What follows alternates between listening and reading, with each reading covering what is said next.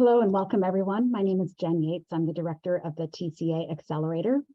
I'm really pleased to have you all here today for our summer convening. This is a convening that we hold 3 to 4 times a year to bring together the true cost accounting community of practice. I want to just flag before we get started that this session will be recorded, and we will share this along with other information with everyone who has registered after the event is over. So thank you again all for being here and for participating in this very exciting event. I just want to take one quick moment to share a little bit about the TCA Accelerator for those of you who are not already familiar with our work and participating in one of our work streams. So for those who are new to the group, the TCA Accelerator is a group that is working to advance to mainstream and strengthen true cost accounting as an approach for policymakers. And the TCA Accelerator is made up of individuals from policymaking, civil society, philanthropy, the business community, and other sectors who have come together really to advance this. You can go ahead and advance the slide, Felicia. To advance true cost accounting as a transformative approach to food system decision making. We are working with a number of you on this, and we are a convener in the space, working to bring together all of your respective efforts and to align and create convergence in the field. We are looking to demonstrate through case studies like the ones that you will hear about today, how true cost accounting can really advance better outcomes for society, for business, for nature, and for people for farmers who are directly involved in the food system, and for consumers and the general public in terms of health and economic and other outcomes. So we're really excited to have you all to learn more about the efforts that are underway by the Capitals Coalition and their TEEBAgriFood for Business project. If you're interested in getting more involved with the Accelerator, Lucia has put up on the screen here a slide describing some of the work that we do. We're, as I said, a global network working with stakeholders across the food system, and we are the champion and cheerleader for true cost accounting as a concept. We're doing the work to help strengthen and mainstream true cost accounting as a decision-making tool by elevating and amplifying the concept of true cost accounting, increasing awareness and understanding of this concept by target audiences who can really deploy this approach into their decision-making efforts. We are working to elevate and amplify case studies, create policy briefs, design principles and technical analysis that really bring into clarity what true cost accounting can deliver.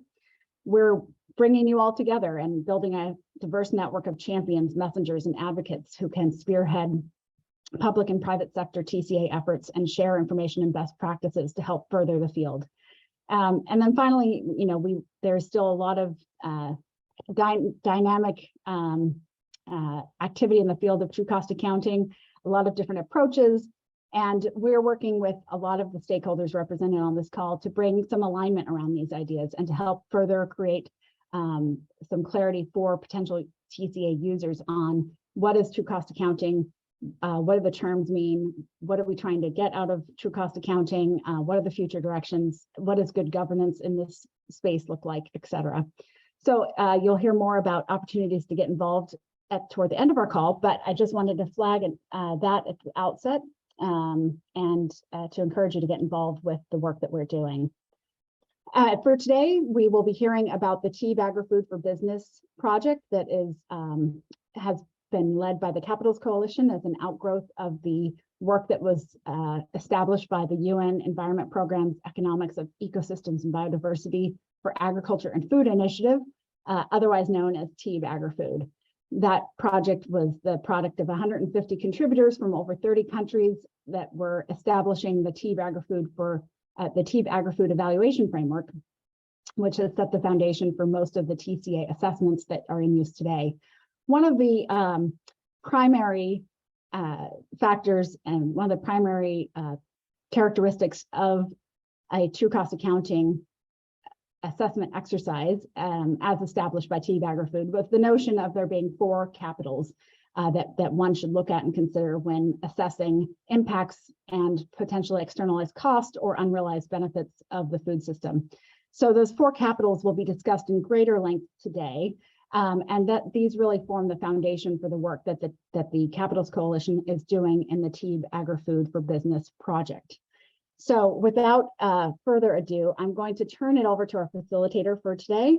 Our facilitator is Salman Hussain, the environment economist at the UN Environment Program TEEB Agri-Food project. And I'd love to just have Salman introduce yourself and provide more information about your work and the projects that we're going to hear about today. Salman?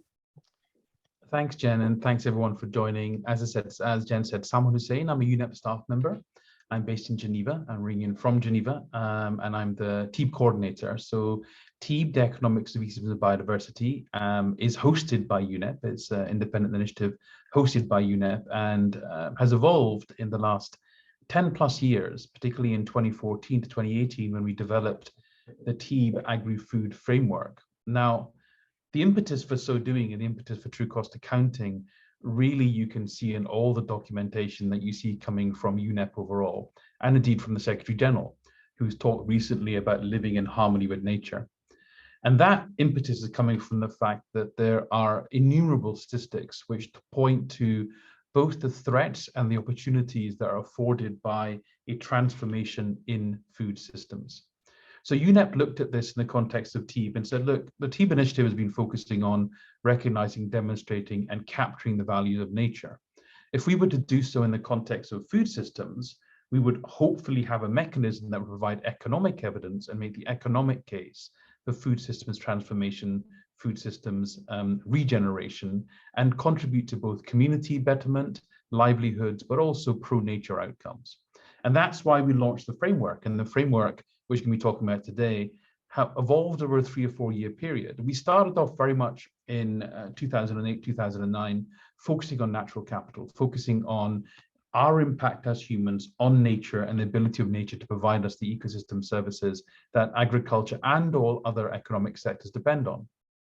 We then, as you'll hear later, transitioned to think about the fact that if we're thinking about the wealth of our economy, the underpinning basis upon which we create income and livelihoods, it is important, of course, to think about nature because we failed to do so, but also think about social human capital, which our colleagues from the Capitals Coalition will be talking about. Fast forward, we had the initiation of the TEEB Agri-Food framework, which just in the same manner as the initial TEEB reports had a strong business component, so does TEEB Agri-Food.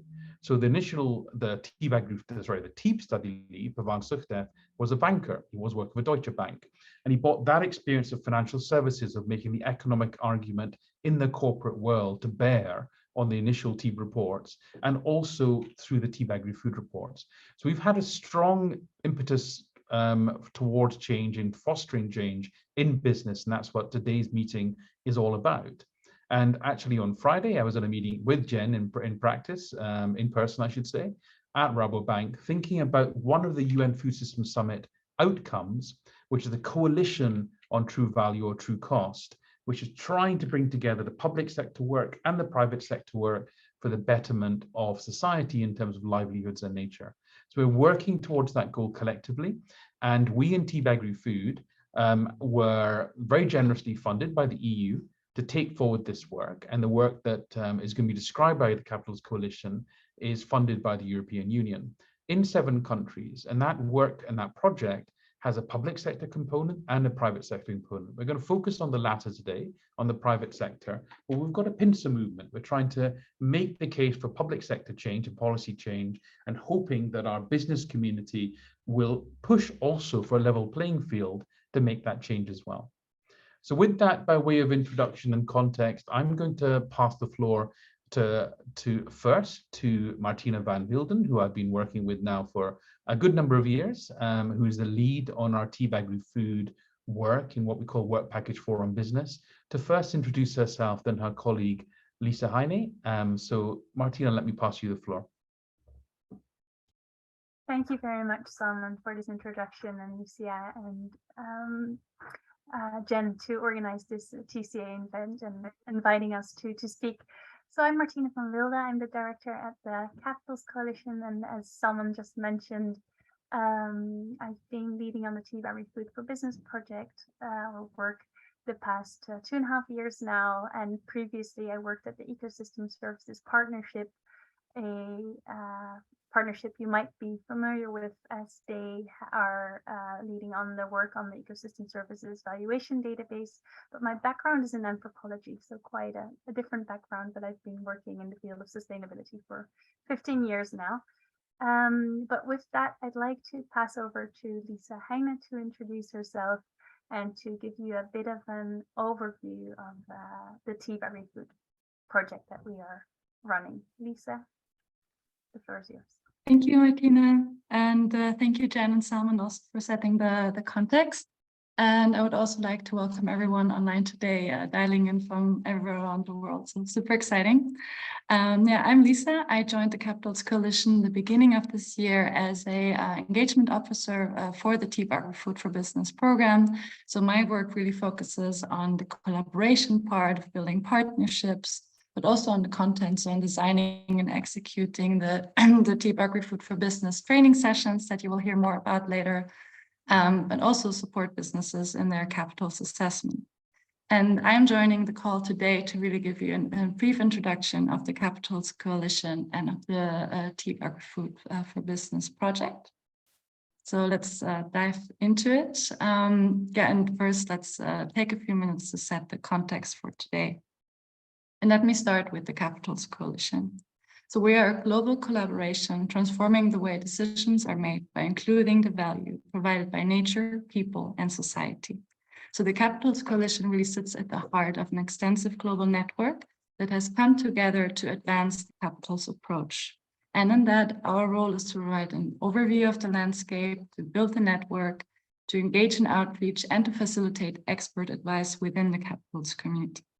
And when you have a brief look at the infinity loop here on the right, we really work on ensuring that different parts of the systems are connected to one another and that leading organizations and experts are working collaboratively to achieve our shared ambitions. And that way of systems thinking is also reflected in the Capitals approach itself. And Salman already mentioned it before. So we're really looking into 4 different types of capitals, which is natural, social, human, and produced capitals. And we argue that despite traditionally we only have looked at the produced capital, we now think that the success of organizations is also heavily dependent on their impacts and dependencies on natural, social, and human capital. So next to these 4 capitals themselves, the approach also focuses on the 3 shifts that you can see on this slide. So as I mentioned before, it highlights not only the impacts that our activities have on nature and people, but also to what extent we depend on these capitals. Then the approach also goes beyond measuring our impacts and dependencies, but in addition, it values them. And finally, a capitals thinking recognizes that each of the capitals operate within a complex system. So we cannot look at decision in isolated silos, but we have to put the work out to connect the dots. And yeah, I hope you will definitely recognize these themes when you hear later presentations as well. But first, we'll look at the history very briefly of the Capitals Coalition. We have gone through quite an evolution within the last 3 years. And we actually grew out of the TEEB for Business Coalition and then became the Natural Capitals Coalition. And the first major output of that was the Natural Capital Protocol in 2016. Then we have the Social and Human Capital Coalition, which was also formed and soon produced its own protocol. A year later, in 2020, the 2 coalitions then joined forces to drive the approach of an integrated decision-making that I was talking about before. And after the Capitals Coalition was formed, the TEEBAgriFood Guidelines for Business became the 3rd output, and I will talk about that in the next slides. So that being said, let's move on from the Capitals Coalition to the TEEBAgriFood for Business project. And Salman already mentioned it. So the TEEBAgriFood for Business project is part of the larger TEEBAgriFood implementation project, which is led by UNEP and supported by the European Union. And while UNEP leads on the policy side, the Capitals Coalition is working together with the private sector. And the overall goal of the project is to build resilience, to mainstream best practice, to protect biodiversity, and to contribute to a more sustainable agriculture and food sector from both the private and public sector angle, but I said we are focusing on the private sector. And to just give you a quick overview of where we are working. So we are active in 7 EU partner countries, which are Brazil, China, Indonesia, India, Malaysia, Mexico, and Thailand. And we're definitely not operating alone. For a successful implementation, we collaborate closely with our local partners. So for example, we work with Acebes, Amebin, and GIZ in Brazil and Mexico, but we're also collaborating with IBCSD in Indonesia, with the Center for Responsible Business, CRB in India, with Golden Bee in China, with the Scholars of Sustenance in Thailand, and also with DHI in Malaysia. So at that point, you might be wondering what is actually what we're doing in the different project countries. So I also want to give you an overview of our project deliverables and main activities. And let me start with the one that I've already mentioned. The main activity is to develop the guidelines for business application. And these guidelines are supposed to outline how businesses can take better decisions based on assessment, measurement, and valuation of the capitals across the agri-food value chain. And these guidelines are currently in the draft stage, and we're in phase of testing them. Then the second activity is boosting country-wide collaboration. So really focusing on building strong and robust country-level networks. And this is also part of the establishment of the partnerships that I just mentioned in the previous slide. Then in the last years, we also organized roundtables in each of our project countries and really focusing on bringing together key stakeholders to discuss geographically specific challenges, best practices, but also to collaborate on developing the guidelines. And once we finished the roundtables, we started providing training sessions together with our local partners in each of the project countries, providing knowledge and support to businesses to carry out a capitals assessment and pilot applications. And this brings me to our last activity. So we're focusing on gathering the pilot applications from businesses to share evidence and to scale up guidance for our global audience. And we have the pleasure to hear more from 2 businesses today who underwent such a pilot application. So at this point, I would like to bring your attention to the first activity I mentioned, the development of the TEEBAgriFood Operational Guidelines for Business. And these guidelines aim to provide a replicable and robust framework for businesses to implement the capitals approach, following a 4-step process. And let's have a quick look at this process, as this is what businesses go through when they apply a capitals assessment. So these businesses, they start with the frame stage, really thinking, why should I apply a capitals assessment to my business context? Then in the scope stage, that really focuses on finding an appropriate scope and objective for the assessment. When we move to stage 3, this is where the businesses then start measuring and valuing the capitals material to their assessment. And then lastly, the apply stage is all about how to test and apply the results and translate them into action, most importantly. So as said, you will hear more from 2 specific examples of a capitals assessment later today, but I would also like to give you a quick overview of how a capitals assessment can be used in general. Just to give you some examples, a capitals assessment can inform a core business strategy, first of all, but it can also help businesses to achieve sustainability goals connected to science-based targets or circular economy or nature positive targets. It can also help businesses to improve their disclosure and reporting in line with different regulations, and can help them to enhance their accounting practices and really try to include nature into their balance sheets. It can also be very useful for the finance sector, as it can help to inform investment, for example. So I hope you now have a good overview of who we are and what the TEEBAgriFood for Business project is all about. So I'm now happy to hand over to Martine, who will give you an update of where we are at and also share our key learnings that we harvested so far. So over to you, Martine. Thank you very much, Lisa, for this overview. And I think it's a good basis to continue on where we are, what we've learned since the initiation in 2020. So if we go to the next slide, please. Of course, we have engaged many people through the country collaboration, the roundtables, and the trainings that Lisa just alluded to. Over 750 people have been joining our activities so far, in individuals, but of course, as an output, we would like to show the evidence of the approach. So for that, we work together and we collaborate with businesses in the partner countries to really build pilot applications and show what the value is of this work. So here you can see that we currently have these business pilot applications summarized on our website. We will be sharing these links with you and a few others still. So in Mexico, Brazil, and India, we already have several pilots online, and there are 24 in total that are currently in development, also coming up from China, Malaysia, and Thailand, because we've been running the training sessions there a little bit later. So Brazil and Mexico were really the first ones.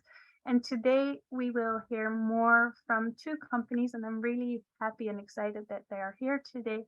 We will hear from Banorte. José is joining us today, and we will hear from Live Up from Pedro Martins after my presentation on what they've done as part of our project and how they have been using our guidelines and applying these. But first, if we go to the next slide, I would like to talk a little bit about the Arvind case from India. Just to show you how businesses have been using the guidelines and the 4-stage approach that one can find in the Natural Capital Protocol, but also in the guidelines, to give you a bit more context on how such an assessment works for a business and then to build on. So Arvind is one of the largest textile manufacturers in India. So they actually focused on cotton, and one of the learnings also in this project, I'll allude to a few learnings, is also that we very much went with the energy in companies. So although Arvind is mainly a textile company, we decided to allow them to work with us in this project, and actually they made a very good case. So they wanted to improve their responsible sourcing and transformation of the cotton production sector towards sustainability. Arvind is involved in the process of making fabrics with cotton as the key raw material, accounting for about 80% of all the products. And they carried out an assessment to evaluate the human and ecological cost of water use per kilo of seed cotton produced under the Best Cotton Initiative principles that they had, and they compared this to conventional practices. So what they did is they decided to focus their assessment on upstream natural and human capital impacts associated with their BCI, the Better Cotton Initiative projects in India. And they compared two sourcing strategies with a baseline of the 2019 and 2020 cotton season. And the study was carried out over 1 year. And they looked at several impact drivers. And they decided to really look at water use as their main impact driver at first. So Arvind carried out a monetary assessment to measure the economic value of impacts on human health and ecosystem quality per kilo of seed cotton production. And they first measured the consequence of their water use and then went on to value it in monetary terms. So in the last stage, in the apply stage, they found several really interesting things by going through the first stages. They found that the human health costs associated with Better Cotton Initiative farming is much more than the conventional farming. And similarly, in terms of ecosystem quality, the damage intensity of their practices is lower than the conventional cotton farming. So this means that they have a 49% reduction in damage to human health and ecosystem quality. Also, they found that this is an opportunity to shift from to sustainable cotton projects more and more, and that's justified actually. And lastly, they found that there's actually a business case to expand to sustainable sourcing, to educate various stakeholders on improved water use, and explore options to extend the study that they did with us in a very short time frame to other sustainable cotton portfolios. But I think I wanted to show this case because already in a short amount of time with limited resources, Arvid found that their sustainable cotton produce really pays off. So if we go to the next slide, please. Some key learnings I'd like to share with you from this project. Like I said, we started off in 2020 and first focused on Brazil and Mexico, building collaborations there, and then training, and then we focused on India, China, and Indonesia, and currently we're focusing on Thailand and Malaysia, but still there are quite a lot of commonalities. So let me dive into what we've learned so far in applying the approach, but also in terms of leading on and managing such a project and trying to have the businesses work with a capitals assessment. So firstly, if we click, it might seem very obvious, but engagement is really key. And it's not that obvious. And it's quite hard actually to engage with a business and ensure that whatever information you provide links to their knowledge level and also supports them in their resources. So one needs to be pragmatic and align with the needs of the business. For instance, involving with Arvind on the cotton, although it might have been a little bit out of the scope, still they were very keen in supporting and working with us. So we decided to go ahead with that. And in other cases, we sometimes felt it was the assessment topic, for instance, was on batteries, so not very much on what ecosystems or capitals assessment is really about. But still, we wanted to provide businesses with the methodology and the thinking behind the methodology first. So really engaging and ensuring that businesses understand what we're doing. Secondly, what we think is really key and what has been difficult at times, depending also on, there has been difference in the countries in terms of understanding of what a capitals assessment is, but really clarifying the business case to businesses is key. Many businesses, when we first have our engagement calls, we always started off with engagement calls, one-to-one calls, asked us, why should we put in our resources and time? What is in it for us? This is, of course, obviously a key question, and often businesses don't see the business case. So it's important to show the value of conducting an assessment. For instance, in the case of Arvind, their assessment showed that better cotton production actually provides value to the business rather than it being costly. So shifting towards a value approach is key to transform the system and to get businesses on board. And of course, it helps that we now can show evidence with all the pilots that we've gathered, the 11 that are already online and the 20 or so more to come. So getting that clear, that there is a business case in doing an assessment and that it's not just resources and costly, but it actually provides value. On the assessment, a few learnings as well. In the second stage of the guidelines and in the natural capital protocol, we ask businesses to set an objective. This is a really key part in doing an assessment, and it's shown that it's really hard for businesses to do this.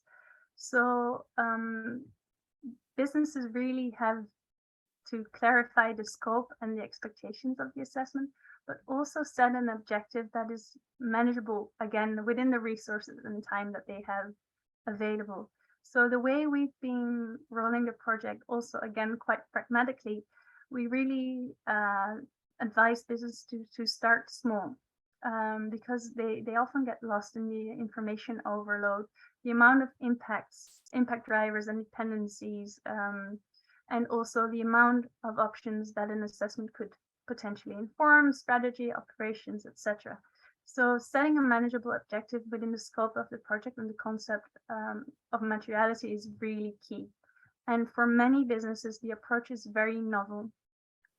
So one has to be patient, and you don't have the enemy, the good shouldn't be the enemy of the perfect, or the other way around. We've been trying to really clarify the methodology so that it's understood, and that hopefully businesses can replicate the methodology once they've gone through our training sessions and once they've received our one-to-one support. Next one is that the materiality assessment really informs the measurement and evaluation. And again, for an assessment, materiality is really key. We really need to work with businesses so that they pick the key material impact drivers that can potentially really alter a decision that they make. Often they tend to pick any impact driver or dependency. So we've really had to kind of narrow, again, based on the objective, making sure that the materiality impact drivers linked to the objective and the application. So again, and once that is clear, a measurement and evaluation was much more easy to do as well. And another learning in terms of conducting a capitals assessment is that businesses, if we go to the next bullet, that valuation needs to be monetary, and businesses tend to focus a lot. Of course, data is vital. However, we've seen that quite often one can start with quite a lean and mean assessment, and that quantitative or qualitative assessments can also really inform business decision making, and that this can help support decision making as well. LiveUp's case that will be presented later will show this too. So again, very pragmatic. And lastly, of course, and this also alludes to what Lisa mentioned previously about from moving from silos to systems.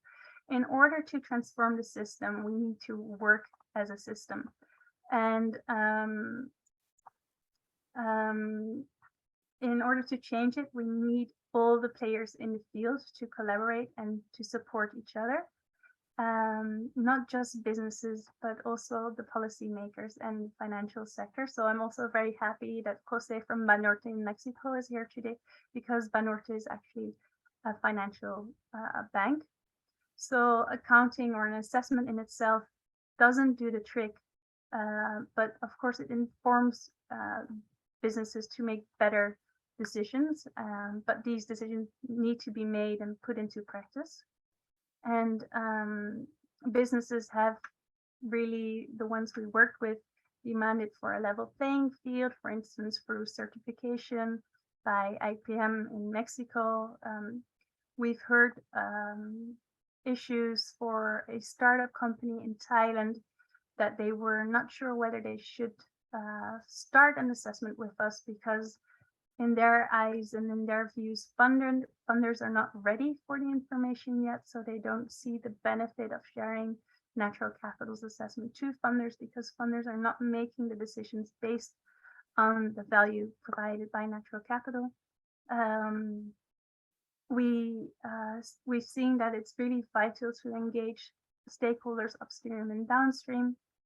And also, Banorte will allude to the importance of collaboration. They supported APM, an avocado company also. So that has been a great result in terms of linking a private sector and a financial sector representative together and really collaborating and changing the system. And lastly, I think it's, again, might sound quite obvious, but what we see is that the financial and the business and the knowledge and the political system still work in silos. And of course, I'm an anthropologist, so I tend to look at these groups into tribes, and we need to work together and really gather around the kind of communal fireplace to collaborate in an effective way and support each other in this transition, because we cannot do without each other. So we have to connect, and I hope that today will be a place to connect and to build on each other's work, because we can't eat money, but we can eat what nature provides us. So that's, I think, also very important to keep that in mind. Next slide, please, because on the collaboration, I'm also really happy that as a side result of our project, we have been able to establish capital coalition hubs in 3 countries already, but there is more coming up. So these hubs are really formed by the partners that we've been working with, and they intend to scale up the capitals approach within specific regional and national contexts. And they also try to connect leaders and leading initiatives on the ground in their respective countries. So in Mexico, we work with AMEBIN and GIZ, Reforestamos, Mexico. We work with CEBEDS in Brazil, and also Golden Bee in China recently in July launched a Capitals Hub during their sustainability conference. And I'm also very happy that we will be launching another Capitals Hub in India with the Center for Responsible Business during their sustainability conference in November. And we're also having these conversations with the other 3 partners already to see whether, once the project ends in 2023, whether they can take up the work and move it forward and continue working with the networks that we have created in the local countries. So that's another great result. Next slide, please. So if you're interested in what's upcoming for our project, so we have still 2 trainings to provide in Malaysia and Thailand this month, and we will provide an additional training session for businesses in China on the 27th of October. And we also plan to do in-person events this year. Of course, we weren't able to do those earlier, but this year we are happy to go to India, where we also will be launching the Capitals Hub. And we will be going to Brazil and Mexico probably early next year, and to Indonesia, Thailand, and Malaysia a little bit later in the second quarter, to build the network and strengthen the network. And maybe one of the most important outcomes of the project will be the final TEEB Operational Guidelines for Business. We hope to be able to present those to you in May and have an online training repository available in October 2023 when the project ends, so that we can share the knowledge. And with that, I would like to pass over back to Salman, for Salman to introduce our business representatives so they can speak a little bit more about what they've done within the project. Thank you. Thanks, Martine, and thanks, Lisa, as well. So I'd just like to encourage you to put some questions in the chat, and at least, or put them on a pen and paper, the traditional way, and we'll have some time. I think we're running about 10 minutes late, but hopefully have a good amount of time for some discussion after the private sector presentations. So with that, you may have seen a chat pop up from Pedro, who is literally at the airport. So I don't think he'll be able to speak in person, but we do have his bio, and what we're going to be doing is to put up a video that he's pre-recorded. So Lisa's going to put that up in a second, but just by way of introduction, Pedro Martins is sort of for sourcing and sustainability at LiveUp, a Brazilian-based D2C food tech startup with a background in innovation and business. His mission is to create better food ecosystems through integration and transparency. he strongly believes that together we can regenerate and make the world a better place. So I just wanted to double check, Pedro, I got your message. If you can hear us, do you want to pop up on screen and say hello? If not, that's fine. You might be on airplane mode. Hi, Pedro. Can you hear us? I had something, but I'm not quite sure. Okay. Not to worry. He's literally on. Salman, I'm sorry. I'm here also from Live Up. So I knew that Pedro wasn't going to be able to be here for the whole time. So I'm also here to support you guys. And in case after the video, if you have any questions, I'm happy to try to answer them the best way I can. Okay. Fantastic. No, but literally, thank you much, Livia. But I just thought that because I saw his message, I was wondering if he wanted to say hello, but I think he's on the plane already. So Lisa, let's do this. We're running a bit late, and thanks very much for that. Let's just roll the video, so to speak, but thanks.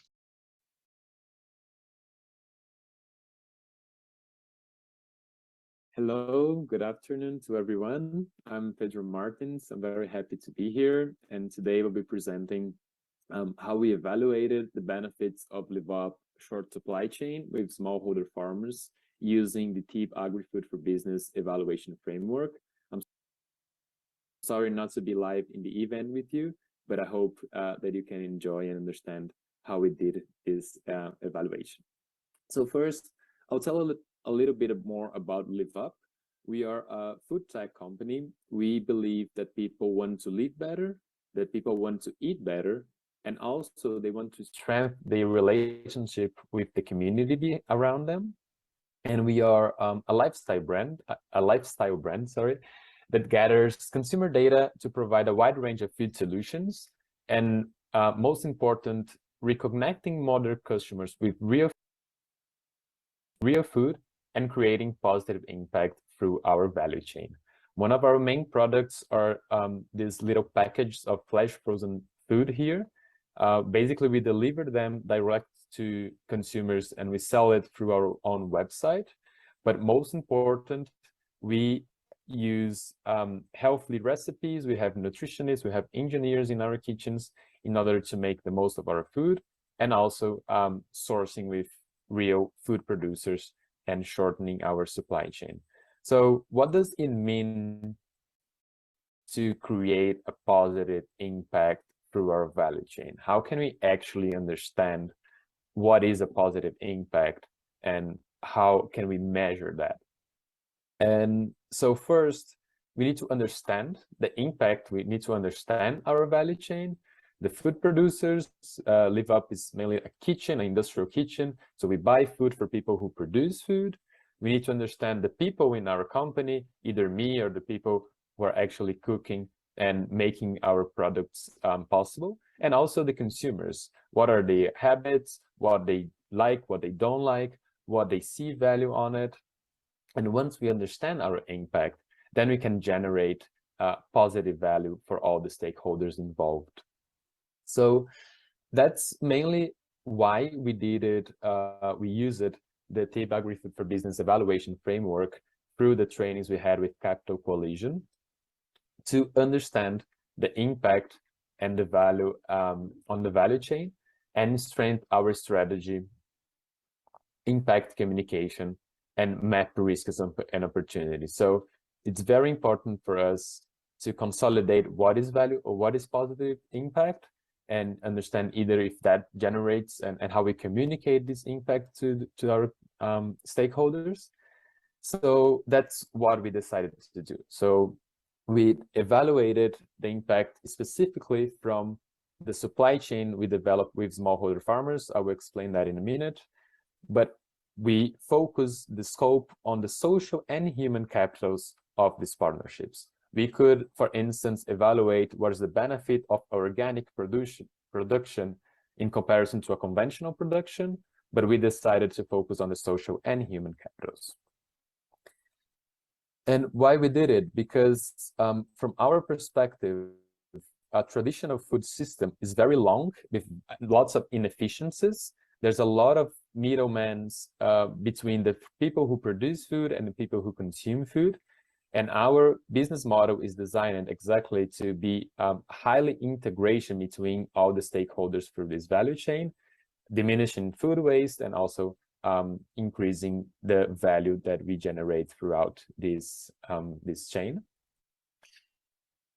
And when we see either the upstream or the downstream value chain, we understand that there are two main stakeholders who puts and generates capital for LiveUp, which are our consumers and our investors, and other different stakeholders to which this capital goes to, either both our investors, our co-workers, our suppliers, and other marketing operational partners.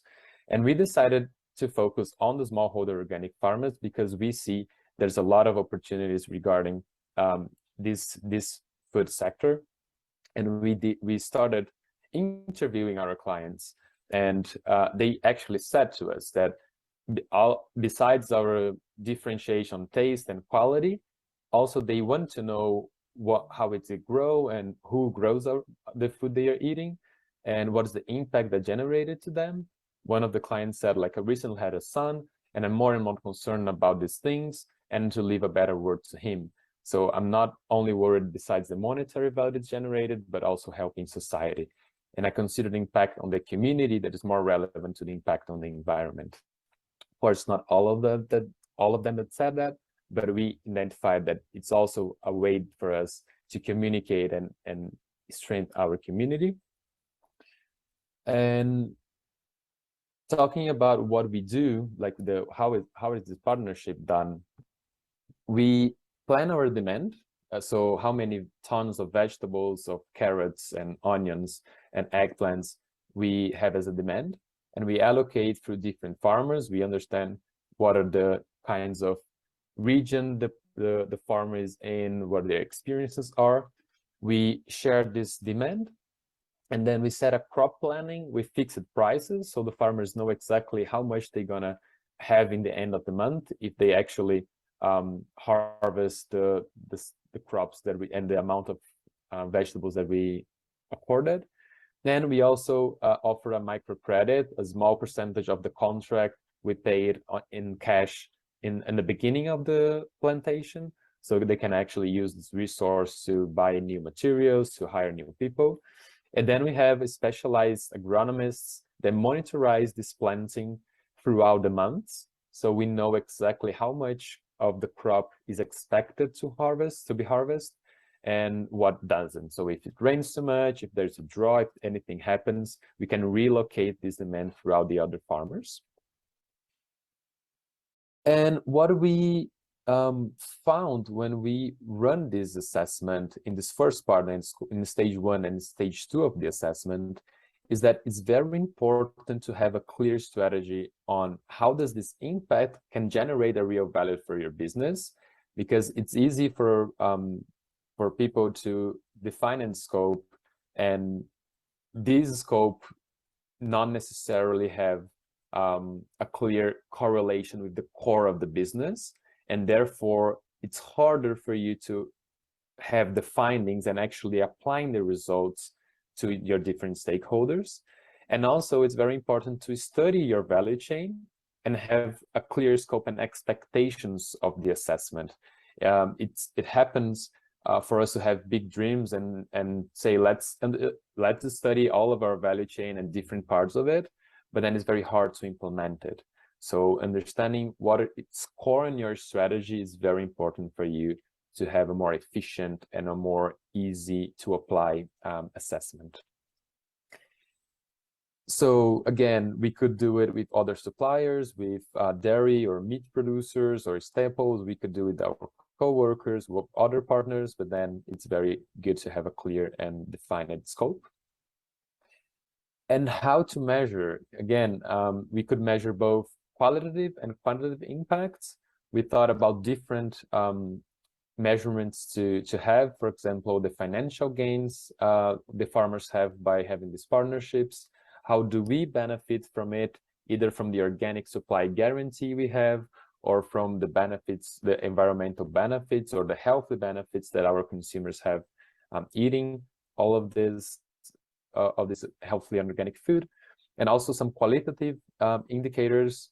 For example, how does the life quality of these farmers improve, or which other benefits they have Or also, for example, what are the hiring information of this farm level, of these farmers that are working with us. And basically, to do that, we hired a third-party interview to talk to the farmers and understand how they did it. And also we set up internally some indicators through our database that could actually set some quantitative indicators. That's one of the spreadsheets we had with all of the questions and all of the KPIs that we defined. And what we learned from here is that it's very hard to define indicators and it's very hard to measure things. But if you don't do it, you cannot manage it, right? So it's essential to actually define it, do this job, and convert theory to practice. And what we found out that was very useful is that do it like startup style. Start very small and expand your assessment when you finish your first scope, your first reduced scope, because otherwise you could end up have a very big and nice plan, but very hard to do it, very hard to put it into practice. So set up some indicators, measure them, understand how they relate to your business strategy, understand the results, use your assessment, and then do it again, because then you would actually be more familiar with the process and more familiar with how you do it and what outcomes you can have. So again, in resume, we measure both the qualitative and quantitative indicators. And then we need to communicate, right? We need to apply the results. We cannot do all the way through stage 3 and end up here. It's very important to finish it up and actually generate consolidate the value that you generated with the assessment. And some of the results were very interesting. But first, yes, this is an organic carrot that Paulo cultivated. Many people say organic is small, organic is ugly. That's actually not true. There are incredible farmers that can produce incredible food. And that's why we have also incredible products that our consumers love it. What we did had more than 1,000 tons or 1 million kilos of organic ingredients coming to our kitchens last year. There are more than 30 families involved in the project that benefits more than 200 people involved in these plantings. We use more than 70% of our fruits and vegetables that are organic in our products. So that's a very good indicator that shows that having this direct partnership with farmers makes it very easier for us to have access to organic products at a fair price. If we would buy it from distributors, it would be way more expensive, and we wouldn't have this guarantee at such high volume. And also, we generate an average of 12,000 reais. That would be around, let me see, $2,000, a little bit more than that, per family per month. That's about 3 times the Brazilian average for monthly income for smallholder farmers. So it's a very significant number.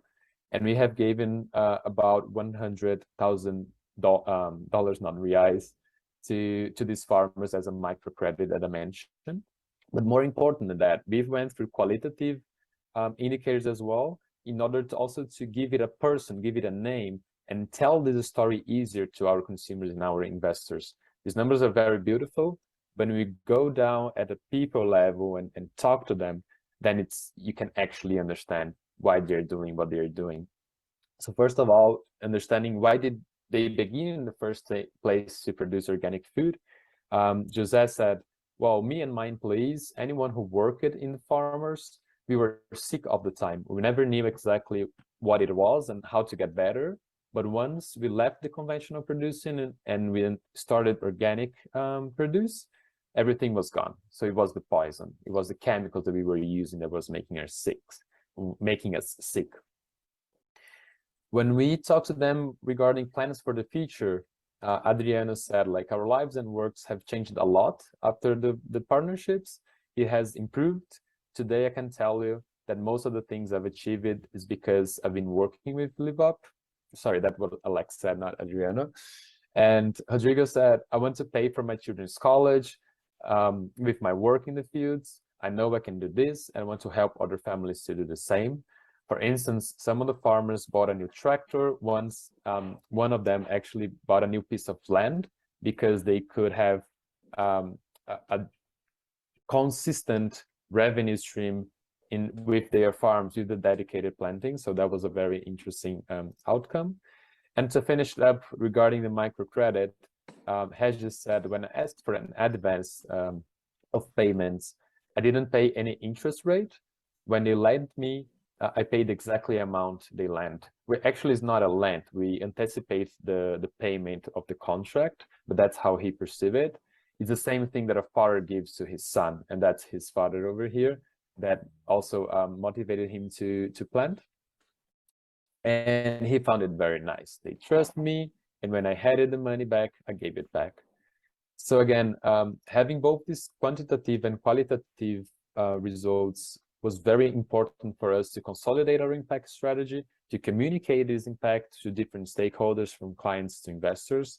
And also we intend to apply this framework to other parts of value chain, but just remember what we learned: start small, measure, define, measure, and then move to the next level.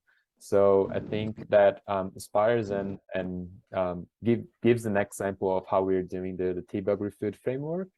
And that's it. I'm happy to answer some questions. Thank you. Thanks very much. If we can maybe take the screen sharing off. Pedro, I think, is on a plane. So in fact, he isn't, I think, happy to answer questions, but Livia is. But I'm not going to have those for just now. We're running about 15 minutes late. I'm going to pass straight over to José Luis Muñoz. I'm sure my pronunciation is wrong, but a business partner for Banorte, and I'd like him to maybe have an intervention to discuss some of the work that they're doing, and then we'll collect everyone together for the panel discussion after that. Thank you. Thank you very much, Salman, and good afternoon or good morning to everyone. My name is José Luis Muñoz. I'm representing Banorte.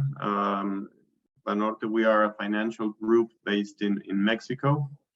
And within Banorte, I oversee both investor relations and ESG. Nowadays, both areas are very well interconnected. So happy to be here with you. Today, I am joined by my colleagues, Bricia Silva, Yvonne Beltran, and Diana Jimenez. They are experts within the sustainability team in terms of social and environmental risks and matters. So they will be available after this session for any Q&A. And happy to give you a quick overview. First off, I'd like to start in the next slide with a little bit of background on who Banorte is in Mexico.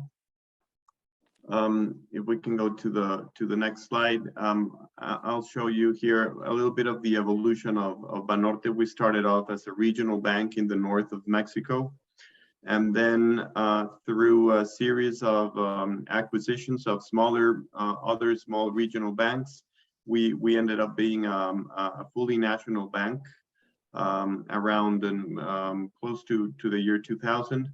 And then we started doing some business diversification, also through M&A. We acquired insurance business, a pensions business, and we are now a full financial group with local operations in Mexico, but well diversified into different groups. We are now transitioning also into the digital world.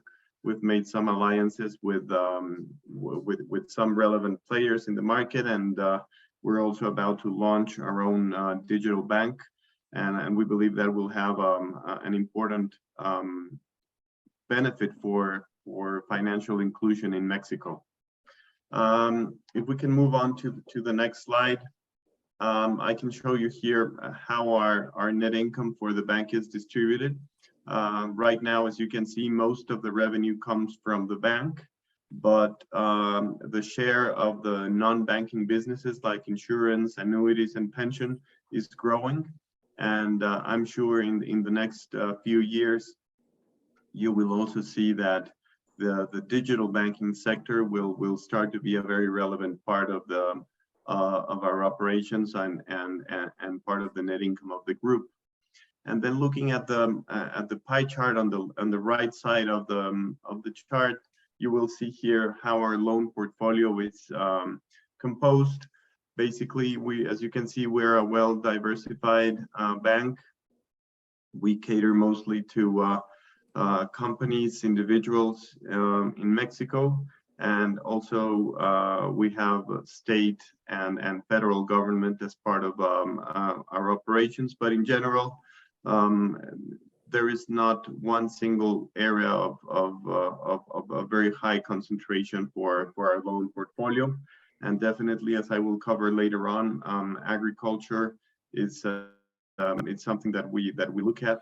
And basically, sustainability is very well merged into the strategy of the group. We do think that we are around the second largest financial institution in Mexico in terms of assets. We realize that we have a very big responsibility for Mexico.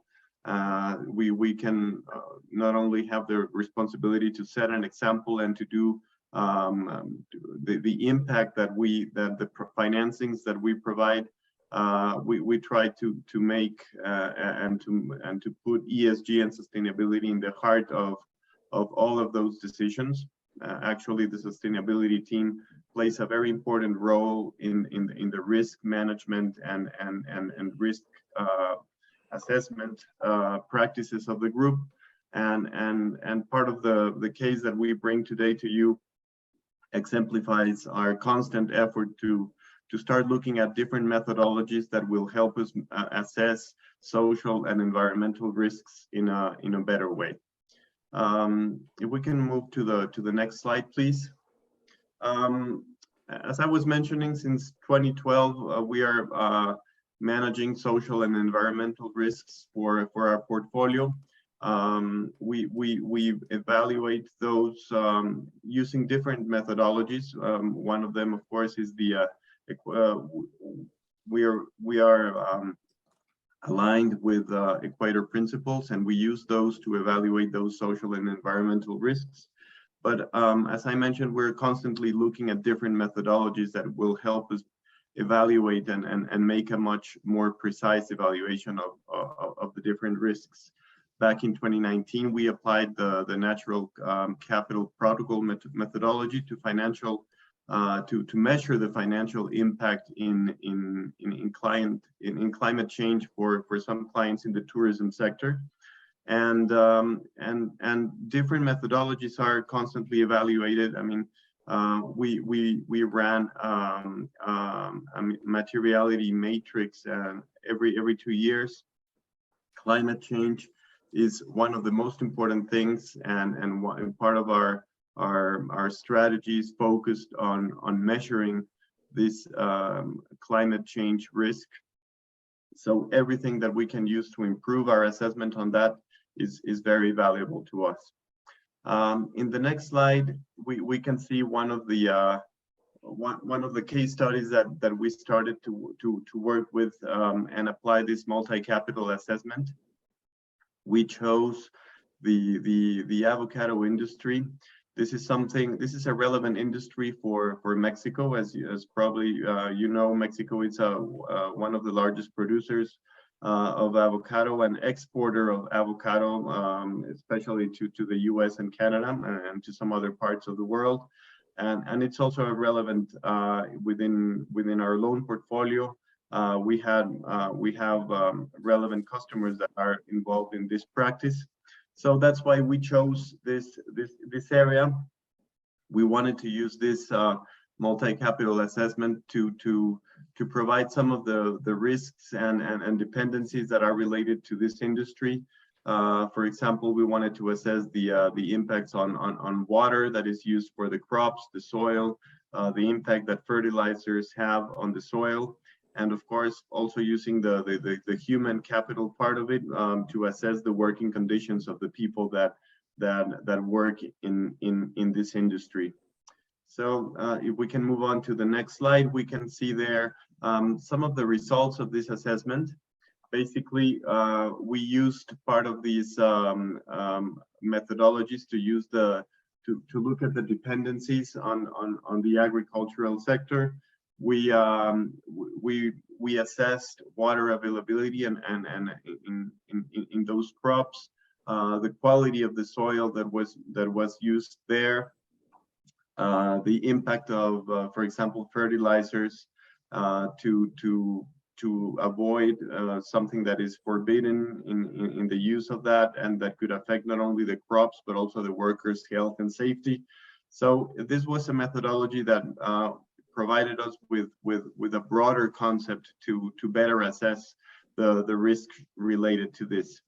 Unfortunately, we were not able to conclude fully the client analysis. There was some lack of information from the customer, particularly historical information that we didn't have available from them in order to make more better forecasting and scenario planning for this customer. That was part of the limitation. And also we had also limited amount of resources in to conduct this broader study. We needed to hire some third-party consultants that at the moment it was, because of timing and budgeting constraints, it was difficult to make at the time. However, we did have very good benefits from conducting this case. It provided us with a lot more awareness of the different areas that we need to assess when looking at the agriculture cases within our portfolio. As you can see on the right side of the slide, we were aware of some of the legal and compliance things that we needed to meet in order to continue working with these clients. More input into the kind of limitations or regulations in terms of water and fertilizers that were used in those crops, and put a lot more attention into the working conditions of the people that work in those fields. So to be more to sum up, I think the main benefits was to gain a lot more granularity and visibility into the different risks and dependencies that are related to this kind of assessment, that we wouldn't have had that level of analysis if we had not joined this multi-capital assessment methodology. If we can move to the next slide, please. We summed up here some of the challenges that I mentioned, the availability of information from the customer, the limitation in terms of valuation methodologies that as I was mentioning, we are constantly looking at different ways to evaluate that. And at that time, we didn't have a full amount of availability of those resources. We are aware that we need to train our agriculture area in terms of that, and that has also provided an area of awareness for our own risks and commercial teams. And in terms of opportunities, we totally think that we value collaboration with other industries to see what are the different feedback that we can get from other players in the industry regarding what they have seen as challenges, and I'm sure we can learn from each other going forward as we seek to implement similar challenges with other clients, with other sectors within the industry. So I think that this definitely was a very enriching and a good practice for us, and we look forward to continue working with that. In the next slide, let me just quickly sum up some of the recommendations that we have and what is the impact for Banorte for having worked on this.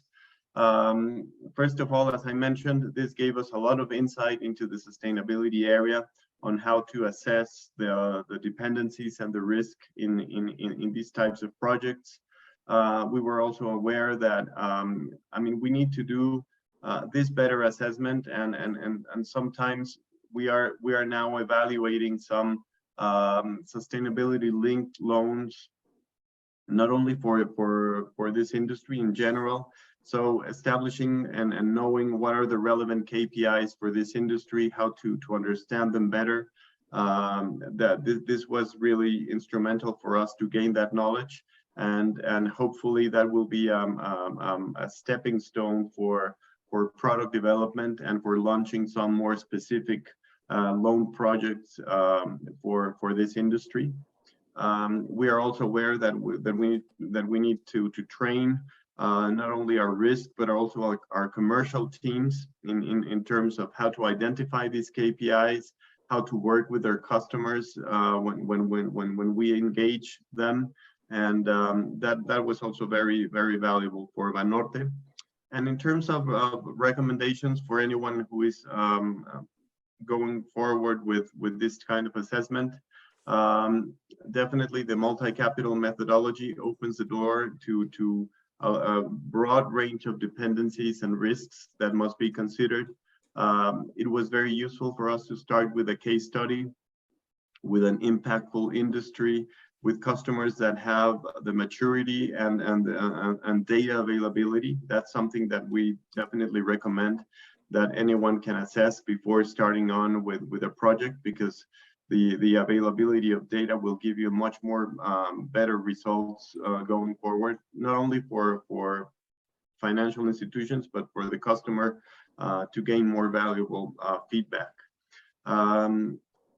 Valuation methodologies, as I mentioned, that's something that definitely you will have to consider either inside the group or to hire external expert advice to do those methodologies. That will also give you a richer result, and it's also an opportunity to interact with other areas within the financial group. As I mentioned, the specialty areas, the risk areas. I mean, it's an opportunity to work and collaborate with different business areas. So in general, this is something that really helped Banorte to continue in our constant search for better uses and better ways to assess social and environmental risks. And as I mentioned at the beginning, I'm joined by my colleagues here, who will be more than happy to take any questions that you may have on this. Thank you. José, thank you very much for that presentation. I think it was great to have the kind of banking and finance perspective, particularly following on from the application that we saw on the business side. So please stay with us. We're now going to have an open panel discussion, and I've got some questions that I have myself, but others I think I'll pose to others who are going to be joining, who are presenting today. Let me start actually just looking at the chat and answer one relatively straightforward one. My thanks to Martina, who's answered the question to Chris, which was a fairly technical one in nature. Thanks for doing that. One very simple question was, which, let me check who it was from again. Sorry, if you look to the left, Damien. What's the rationale for pilots only in developing countries? Well, you've heard about pilots from, well, developing or middle-income countries for a very practical reason, which is that in terms of the work that UNEP is leading on and is funded by the EU to take forward, a selection of countries was made in consultation with the European Union, the funder, and that was the selection which arose for those 7 countries. What you hear about, I think, from the True Cost Accounting Accelerator later, when I pass back to Jen, is a multitude of applications, particularly in the US and in Europe as well, particularly in the US. So TCA certainly isn't limited to a developing world or middle income perspective. So that I think I can answer for myself. I also, Annalise, saw your question. I think Martine had a bilateral chat with Martine. I think they're trying to come to India. We're just trying to see if that can be scheduled because of why we're scheduling the rest of our workshops for the meeting that's taking place in the Food Systems Summit. And UNEP as well does the India country office, be represented there as well. So we're just finalizing our program in that regard. So those were the only questions I could see in the chat. So let me start by, unless I've missed some, I don't think I have. Let me start actually, Jose, I see you on screen to ask you, because we finished with you. You'd heard the earlier presentations from the business community and also from the Capitals Coalition. And we know, or at least people on the call know, that the World Economic Forum talked to the fact that the depletion and degradation of natural capital is such an important financial risk. How do we square this? Because what you've said is that businesses have to come with sufficient data. They have to come with evaluation methods. I guess, Jose, they'll have to come at a particular scale. But if absent that, if they don't have that information, but yet the impacts and dependencies that apply in their businesses are still strong, how do we work that out? So what is the typical scale of operation of the businesses that you work with? And how can we actually drill down to make this natural capital accounting more acceptable, more useful, more applicable at maybe a smaller scale? Yeah, I think one of the challenges that we're facing is that when we deal with customers in the agro environment, for example, we're talking about SME customers. We're not talking about large corporates that are used to disclosing their information, that internal availability of data is limited. So I think that one of the things that we could do is beforehand try to assess what is the ideal customer to conduct this study with. Probably if you have different customers in the same industry, choose the one that is more mature in this, and probably the best practices from that customer can be applied to different customers in the same segment.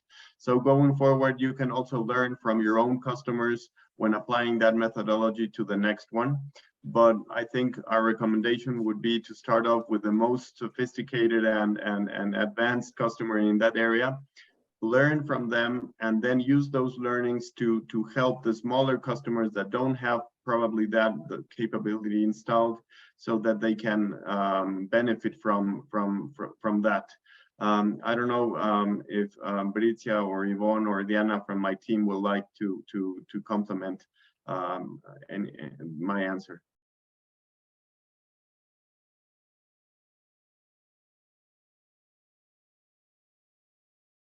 Thank you, José. I agree with you. Yeah, go ahead. You have the floor if you'd like to comment. Britia, do you want to comment? Hi, here, Ivan Beltran here. Please do. Yeah, I would like to add that this methodology shows us the potential of the bank's agricultural portfolio to be able to offer some financial products or services that benefit our clients that are incorporating the best sustainability practices. And since we finished our participation in the training sessions, we have been working with our agricultural or technical area and our risk area to incorporate the opportunity to create some sustainable financial instruments as part of their annual objectives and follow up during 2022, as José Luis said before. And it is very important for us to know the necessities of our clients. That's fantastic. Thank you very much for that. That's very useful indeed. Let me then turn to Livia and ask, just in terms of the work that's going forward and your intentions in terms of the work, what we often hear is presentations from really progressive firms of the kind that you're representing. Yeah. And I suppose we talk in terms of the TEEBAgriFood project about twinning, the idea of linking a progressive firm with one which is still considering whether true cost accounting is the way forward. So to what extent, I mean, do you feel in terms of the firm, you can communicate the benefits that applying the TCA and the TEEBAgriFood approach have realized for you? And to what extent, when you talk to your business clients, your business partners, even your competitors, do you feel it's actually something that would work for them? Great. So hi everyone. So from I would say from a results perspective, I think that we still need to consolidate what we have achieved so far. So I think it was a great beginning. I think the most important part was to really define where to focus and what kind of benefits to take out of the exercise, and really being able to apply that into our business. I think that we need a little bit more of consistency to make sure that when we come to other companies and when we come to present our results elsewhere, we have some sort of like not acknowledgement, but really, I would say consistency on, several months applying the same kind of methodology and making sure that we see the results and that we are able to apply it further to other stakeholders as well. So as Pedro was mentioning, we decided to focus on the local farmers, but there are so many other things that we can still do. So for instance, how to measure the good that organic food can do to the environment versus for instance, the conventional kind of, plantations and things like that. So I think there are many other areas that we can still grow and try to apply the same methodology. We just want to start and make sure that we do have consistency in what we are applying. But then back to your question, do you think that you could talk to other businesses, maybe some that are not focused on driving such good benefits for the social and human capital and etc. I think yes, for sure, we have been participating indeed in other forums here locally to give the example and to show exactly what we are doing. And these forums, they are composed by many different kinds of companies, from competitors to non-competing areas. And the good thing is that since it's not something that is so obvious, and since it's something that requires a lot of work, and it's something that is going to focus on doing the good for all of us. Like, it's not that I don't want my competitor to do what I'm doing. Actually, I do want them to do what I'm doing, because this means that we are going to do more good to the world than I'm going to do alone.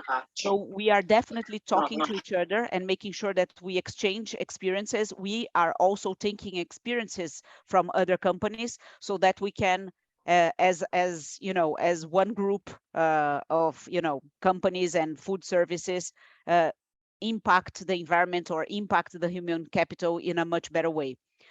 To be 100% honest, Salman, this is not something that we are focusing on right now to bring other allies together right now. We do participate in these forums that I'm mentioning to you, but our focus today is to really make sure that whatever it is that we are doing are paying off or is paying off and is bringing the results that we expect in terms of doing well to the community. So this is what we are focusing right now. And I think the minute we manage to really assure that we are bringing benefits enough, then I think it would be a great idea to even start a movement of getting other companies to join us and become a bigger group of people trying to do the same.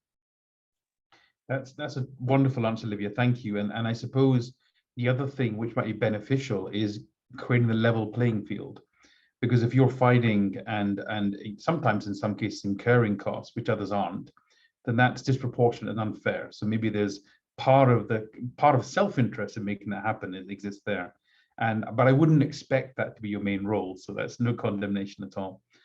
I want to raise another question that arising from what you said, but I'm going to pass the question first to Jose, come back to you, Olivia, if that's okay, which is on the question of disclosure. Now, you mentioned that you're very happy to kind of get your results out there. And I'll come back to Martine on this as well. But by and large, the Capitalist Coalition position has been not in any way to force disclosure and public disclosure of results. And yet I'm guessing that there'll be international markets you might be targeting, and particularly recent EU legislation will suggest that we're moving towards ESG and ESG disclosure. So Jose, let me start with you and come back to Livia and then Martine on this. Jose, what is your view on this in terms of when you communicate and discuss with your clients, is there a strong reluctance, long reticence around disclosure, or do you encourage them to be open? And how do you see the market moving and going forward in that regard? Yes, thank you, Salman, for your question. I think the challenge goes back to the size of the company again. As we deal with larger companies that are also encouraged by themselves to start publishing more information, to become more public in their ESG efforts, there is definitely a willingness to collaborate and to publish the information that we find. For smaller customers, however, this may not be the case.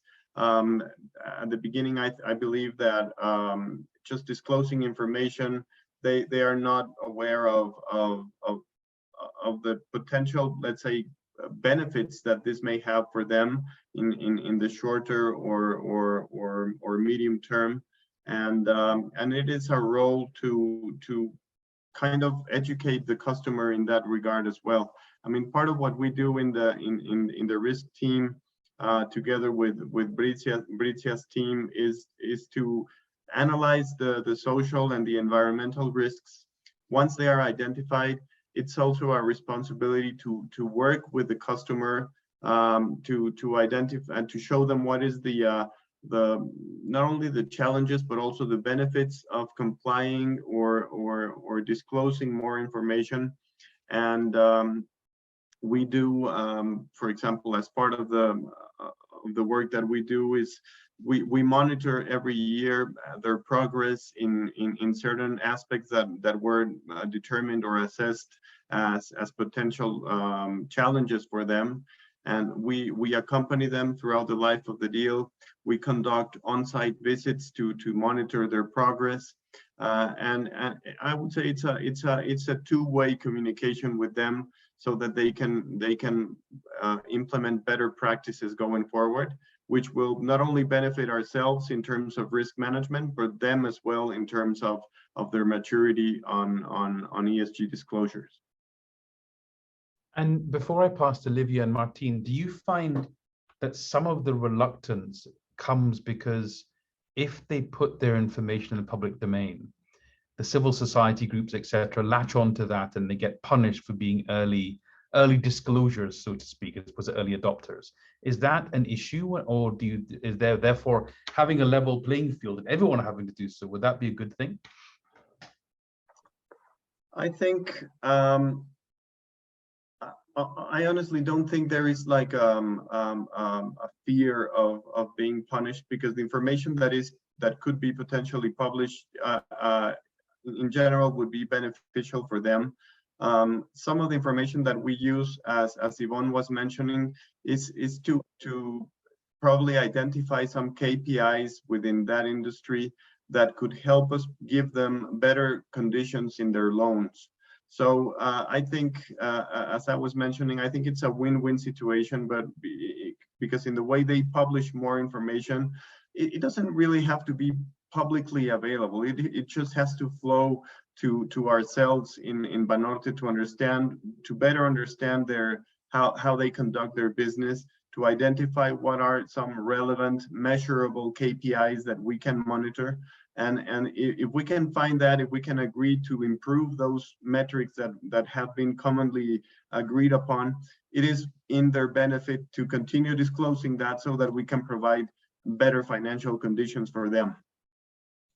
Fantastic. Thanks, Jose. I'm going to pass to Livia, but just so others are aware, Tim Crosby, who many of you know, will ask this question, which is relevant. Wouldn't small businesses engaged with value-oriented customers see benefit in such disclosures? Are they the early adopters in the private business space? I don't know, Jose, before I pass to Livia, if you want to quickly respond to that, because you work with small businesses as well, and then I'll pass to Livia.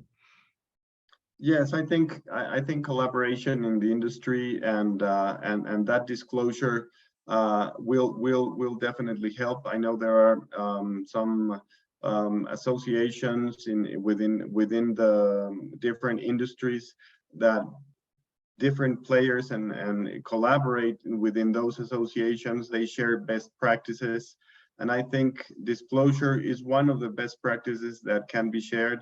And as more customers gain benefits from these types of products, sustainability-linked loans, better conditions to financing because of their disclosure and best practice adoption, I think if they can share among the industry that they're doing that and they're getting benefits from doing that, the whole industry may move towards will be better incentivized to provide that. Fantastic. Thanks, Jose. So, Livia, let me ask you the same question about disclosure.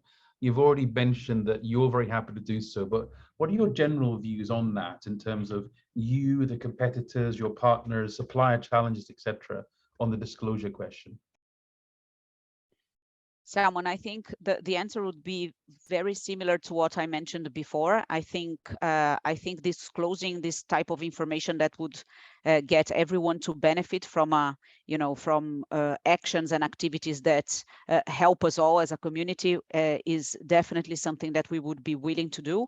But I think that we need to have relevant and consistent results and make sure that whatever it is that we are putting out there really represents a real change, something that is really going to benefit everyone, and that could be used as an example, as a benchmark. So I think that putting out there information just to show off what we are doing and to make sure that people think that we are different and that we are, fast forwarding on actions that, not everyone is doing is not exactly what we want to do. We really want to impact positively other companies and the environment and the social and capital and human capital. So I think that being serious about what we've done and what can be done, and then really sharing with competitors and other companies, and try to involve as much people as possible to go through the same path, I think is really what I would be looking to do. Fantastic. Thanks, Livia. So, Martine, let me pass to you, because I think the Capitals Coalition, if not mistaken, decided fairly early on that there would be no enforcement, quote unquote, of external, submissions. So how did that decision, why was that decision made? And how do is that decision might be updated in light of the fact that disclosure is becoming more and more prominent, particularly within the EU? So as a Capitals Coalition as a whole, we of course we have changing the rules. So we try to change the rules in terms of disclosure and ensuring that disclosure is mandated. But what we see within the TEEB project specifically is that working with 7 countries, we really work with the front runners and with the energy. So when really set rules, it doesn't work. So we've been working in quite an open and constructive and pragmatic way. But I think at the Capitals Coalition, generally we do try not to enforce it, but to with the community at large to see how we can transform the system from within, and really cooperating and seeing where the opportunities lie, rather than taking one road maybe in terms of what needs to be done. Fantastic. And I think in terms of disclosure, what I see for this project is that of course disclosure shouldn't be the end goal. It should be about the application of the information that is provided through disclosure. And I think there we see a little bit of difference in working with some smaller businesses and larger businesses, where, for instance, Live Up can more easily act upon the information they get from an assessment, whereas larger businesses may use the information to disclose more, also depending on the usage or the objective of the assessment. But of course, we try to support the businesses so that they can actually make better decisions on the information that they gain through the assessment rather than just disclosing it. And I think that's really important. Disclosure shouldn't be the end goal. Yeah, and it can also be counterproductive if it is enforced in its own way. So there are trade-offs. So Yeah. Thank you very much for that. Let me ask another question, and we're going to continue for another 8 minutes or so. It's on links between the private and the public sector. So obviously, as per the introduction, UNEP is coordinating the work on the public sector engagement, and there are various people actually on this call, including from the Mexican government, etc. So my question is this: if I can start, Jose, with you, and then go to Livia, and then Martine on the interaction.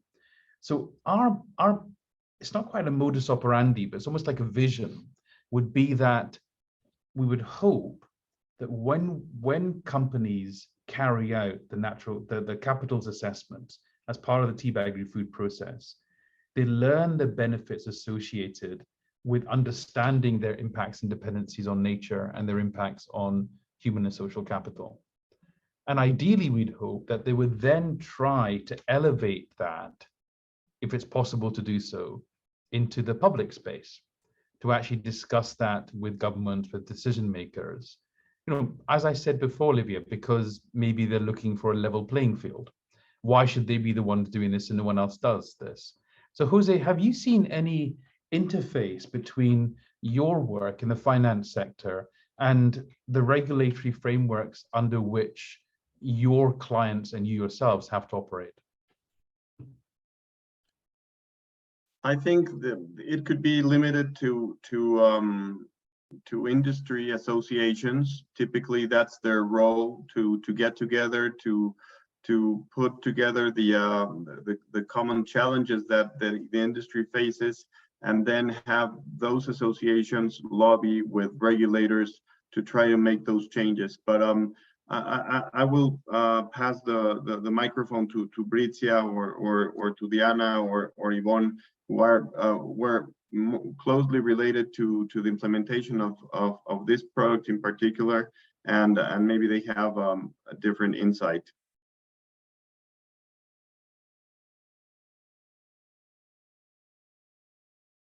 Thank you, José Luis. First of all, I want to say that we integrate the business areas through continuous meetings and consultations, but we also have some meetings with FIRA, which is a Mexican financial institution that thoroughly focuses on agricultural sector, and also had an interesting talk with APEAM, that is an association of producers and exporters of avocado in Mexico, to explore some opportunities for collaboration and principle to expand our knowledge about this sector. That's fantastic. Thank you very much indeed. Let me pass to Livia. I'm not sure if you have interacted at all with state level or national level government, or do you think you have any role in so doing? Is that something that is on your agenda? So we haven't done that yet, and I'm not sure this is definitely not in our focus as of now. I think there is a tough discussion in Brazil, as most of you might know. So it's the agribusiness in Brazil is a very important one. It's actually the one sector in the country that that grows. Everything else is falling apart as of now because of the economic crisis. And the agribusiness is not focused on local farmers. It's focused on big companies and, you know, producing at very, very large scales. And it's doing so to feed the world and to help feed the world. So this discussion is very delicate, I would say. I think we are doing whatever we can as a company to do our part and to make sure that we can also give other producers an opportunity to grow and to become, you know, stronger and more representative of this type of farming in Brazil. But to be honest, we haven't taken that to the governments and to, you know, to the public sector. As of now, I think maybe if we achieve an even more sizable business in the future, I think this is something that we could start the discussion. But as of now, we haven't done it. Okay. No, it's interesting just to add, and I can link you up with our colleagues in UNEP who are working in my team on Brazil, because certainly on the urban and peri-urban side, we've got a different work stream on Planet ABC Plus, but we also at federal level, but also working, say, in Sao Paulo. And there we have linked up with small businesses because it's actually the state of Sao Paulo, which is 20 million people, it's not a small state, yeah, who are actually very interested in this work in municipality level to actually That would be great. That would be link great. up. So agribusiness are actually pushing the Sao Paulo municipality, and they're receptive. So that does happen even in Brazil, but I know what you mean. At federal level, that's a challenge. We all accept that. Okay, Martine, do you want to come in on that? I've got one final question, or do you want to add anything on that issue? I think what we've seen indeed is that there's quite a lot of difference in countries depending on the political situation, working with business, what the opportunities are. Yeah. I found it quite inspirational actually in Brazil that despite the political sphere, many businesses were very supportive of the approach. And in Mexico as well, I think there both the political and business opportunities were quite aligned. So that has been great. And also, of course, we've been trying throughout the project to align with the colleagues of UNEP and ensuring that throughout the training sessions, we also have some policy engagement and trying to create opportunities also to ensure that people can meet from different worlds, because that doesn't happen regularly because everybody is so much working from their silo. So I think, to me at least, that's a very important element of the work, to bring people from the business and policy and finance sector together, and Thank you. knowledge sector. I got one final question, and we're going to hand over hopefully about 5-7 minutes to Jen. So Jose, what was very interesting is that we are working in Mexico on coffee production, but we're also just finished a GIZ-led study that UNEP Mexico office, and also we were involved in, which was looking at native maize varieties. Now, the reason I mention that is because when we in the UNEP started this process, as I mentioned in my introduction, the focus was really on natural capital. Whereas actually we found in the maize study that the biggest influence and the biggest change that occurs, and Livia mentioned this as well, is on social and human. Now, I wonder to what extent in the finance banking sector, there is an acceptance of, an interest in what is much more qualitative in nature. So of course, we can have quantitative measures in terms of disability adjusted life years that Martine has mentioned, but do you find, Jose, that there's more focus on the climate impacts, the natural capital, than on social and human? And then I'll maybe ask Livia and Martine the same question. Well, I wouldn't say that there is more impact on that. I think in general, we do, I mean, the assessment that we do internally at Banorte takes care of both social and environmental. Particularly in the case that I mentioned, I think the assessment on the different capitals, it did have to look at the social side as well. And to be quite honest, in the methodology that we have for assessing risks, the social part is very relevant. I mean, our commitment with the social impacts, with the communities that we deal with, etc., it is very present. And probably because, as you mentioned, it's more difficult to quantify it, it's probably not as vocal, or as you cannot find it as easily as a cold number that can be quantified in the financial area, in the financial risks, for example. But the social one is definitely something that we follow very closely, and I wouldn't say it's less important because of that. Thanks, Jose. Livia, what did you find in your assessments about the social and humans compared to the natural? I'm going to be honest, Salman, that was a very difficult choice that we had to do, because in our business, we both help this community and the local farmers from a social perspective, because we are helping them grow and helping them earn more per month. And so they are improving significantly their quality of life and their families. And what we are doing is that we are trying to grow this network as much as possible. So each month we get to another family, or each month it's an exaggeration, but each year we are getting to more families and making sure that our impact is growing as well in this area. Then at the same time, we are focusing on organic ingredients that are very that clearly have an impact on the nature and the environment. So that could be another avenue to pursue as well. And that's where we were like, okay, so for now we need to really focus on one and make sure that we are doing and creating a good impact and a sizable impact in one of the capitals. So that's why we focused, not only because of all the work with you guys, but also because we saw that this was a pioneer kind of work that was happening here in Brazil, and that we really wanted to differentiate on as a company. So I think because of these reasons, we focused on that, but not because we find one much more important than the other. That's very reasonable as an answer. And I would just add to that, that in helping these communities, what you're probably doing is generating a higher level of social capital. So our work in Kenya, for instance, has found very strongly that actually creating community cohesion, because as an economist, social capital means the contribution that these networks make to the economy. So it's not the same as just creating social benefit. It's actually the benefits that contribute to the economy. And these networks, this resilience, the shared community learning is, I think, from what I heard from your presentation, Livia, comes across very strongly in terms of the work you're doing. So I think you are doing it. So I'm going to close with Martine and pass back. We're a bit late for 2 minutes, Martine, quickly, if you don't mind. Sure. And then I'll pass back to Jen.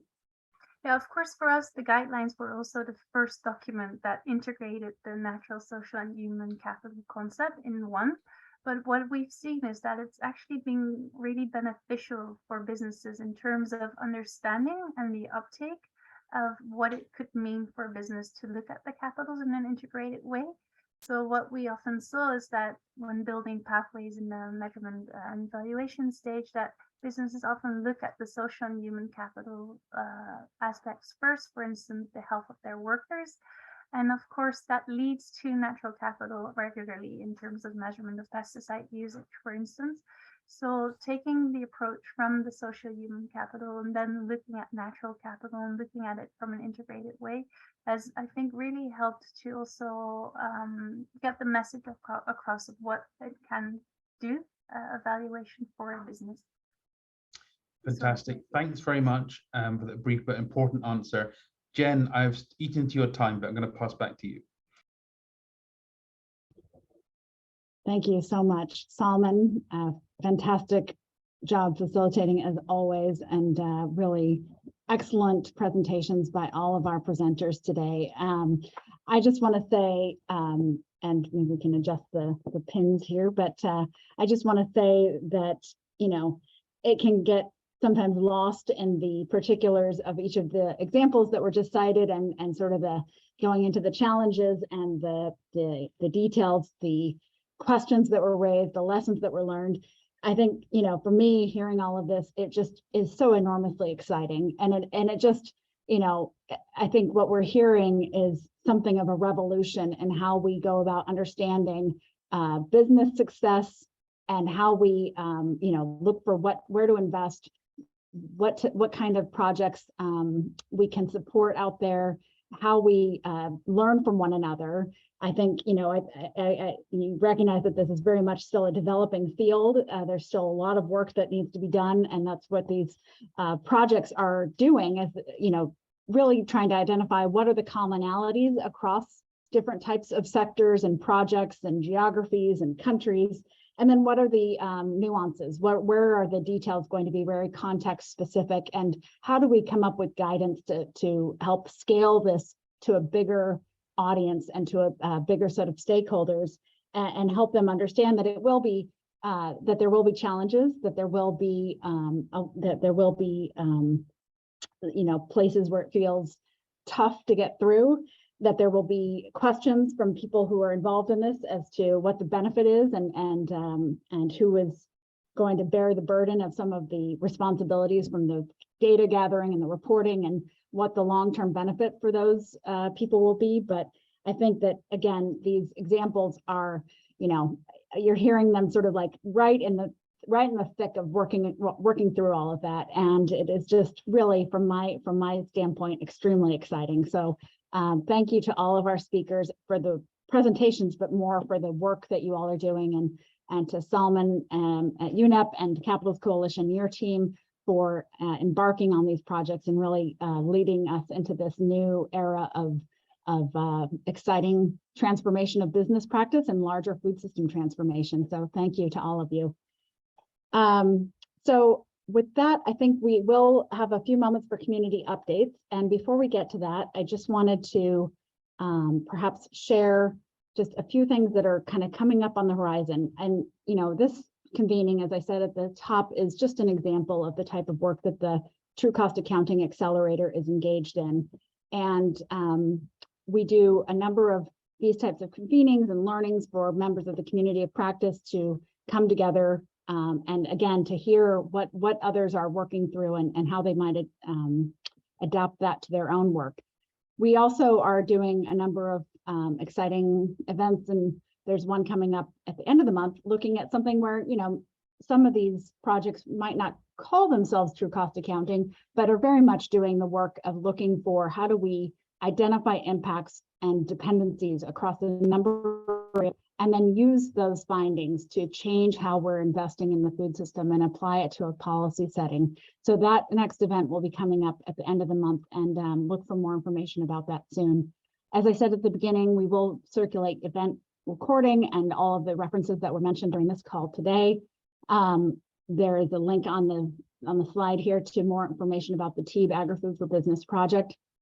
I would encourage you also to connect to the Accelerator to stay abreast of any new developments, events, opportunities. We have a monthly newsletter that is an aggregator for events and new articles and resources and reports from across the community that comes out monthly, and you can sign up here with this very challenging to write down URL, but I think we could put a link in the chat as well, and that will go around again with the materials after the event. You can also follow us on LinkedIn and Twitter for some of our updates and new developments. So with that, I just wanted to again thank the speakers, thank our facilitator, but also thank all of you for being here and for your commitment to really doing the hard work of trying to advance a transformation of the food system, which, you know, as we have heard in some of the comments and the allusions to the challenges that we're facing, there's political wins that we're up against. There is a number of different, you know, other competing issues that people are wrestling with. And in the face of all that, I think it can sometimes feel challenging to continue to make this sort of approach a priority. But, you know, I think it is all the more reason why this is a priority. We have no time to lose. There are numerous challenges that continue to face us on a daily basis, from climate change to conflicts around the world that disrupt the food system, pandemics, and, you know, a number of environmental, social, and equity issues that we could name, could spend the next 2 hours naming. But we really do, I think, have an opportunity to come up with a new approach, one that not only addresses a lot of the externalized costs that we see from the current dominant approach to our food systems, but really could create benefit that will just shift all of that into a more positive direction and create value for people and nature going forward. So with that, I would love to just turn over to those of you on the call. If anyone has any community updates that you'd like, to share with the community, very briefly, either put them in the chat with a link and some brief information. We will make sure those go around in the notes as well. Or if you want to come off mute and just share something briefly, this is your opportunity. Thank you.